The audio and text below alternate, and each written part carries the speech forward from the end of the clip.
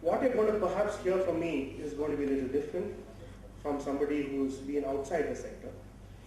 I lay no claims to having the depth of knowledge as Mr. Kapoor has. But it's an external perspective of a consultant who's worked on a few industries, including banking. The way I look at it is that the industry today is at quite a fascinating stage. What I'll do over the next 20-25 minutes or so is to give some perspective as to what the trends are of the industry as I see it. Look at what are some of the opportunities available for various categories of banks and how they have responded. And then finally look at some of the challenges that you have in mergers and acquisitions. The last merger I had worked on was the Centurion and Bank of Punjab, which I think is a successful merger. So some learning from that and from some others, banking, non-banking. But before we get into the banking industry, I thought I'd just start off with a very consulting kind of a style. This is, what this basically talks about is that as industries evolve, they go through different stages, and you can have different models. But essentially what happens is there's a new industry, then it starts accumulating, different players start coming in, different players doing different kind of things, and then the growth starts. Then you go to the third one where the size is large and the number of players are also large, high degree of fragmentation. As a natural reaction, the larger players start focusing on specific segments.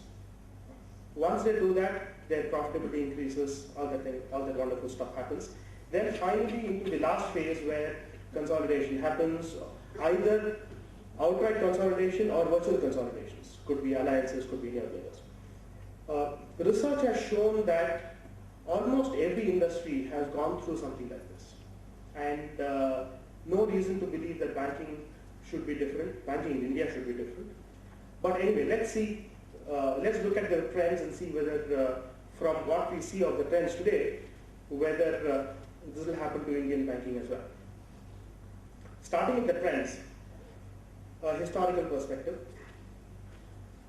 Before the 90s, the banking sector was very much control-driven kind of a sector, where credit was directed and a lot of government input went into what was lent to where.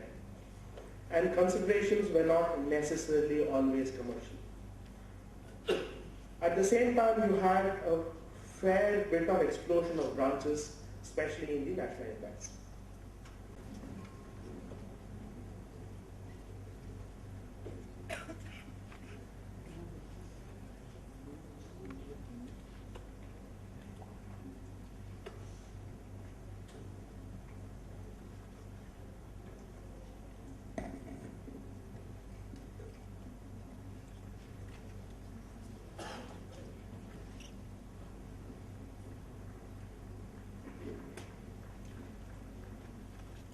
Honorable people on the dais and my friends here in the audience. My presentation is not a very scholastic presentation, it's something very mundane which I have picked up from my personal experience. But as just now has been mentioned by the chairman, this subject involves, it has very, very significant implications when it is done or when it is not done. As you are aware, this subject has been generating considerable amount of discussion in the financial sphere. The fact that this esteemed institution decided to deliberate on this very subject is clearly an evidence of very deep all-round interest in this issue. The usual reaction whenever this issue is raised is that India has proliferation of too many banks doing almost similar business, and consolidation is therefore a must. It is natural that in this process, a number of banks may get merged or may even go out of business. Another argument which is very strongly advanced in favor of consolidation, which we have heard just now from the chairman,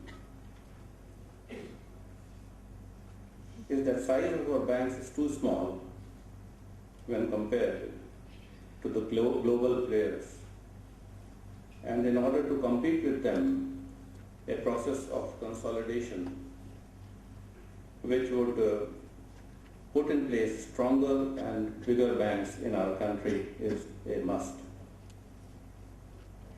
All of us recognize economies of scale, and the banking industry as a whole would naturally benefit out of this process.